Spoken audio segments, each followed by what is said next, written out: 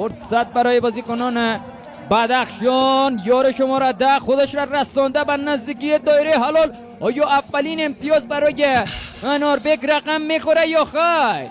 فرصت امتیاز پنجم برای بدخشان. اناربک سید بک اولو سمت بدخشان گساله میپذیره. باز هم اناربک سید بک اولو.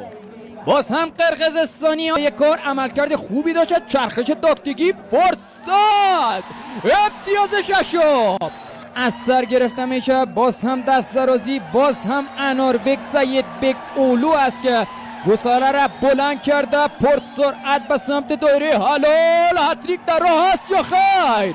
هتریک هست یا خیر؟ باز هم زمینگیری توسط اناربک سید بک. تو دیگه کی هستی اناربک؟ چه بازیکنی را به خدمت گرفته بدخشان. امتیاز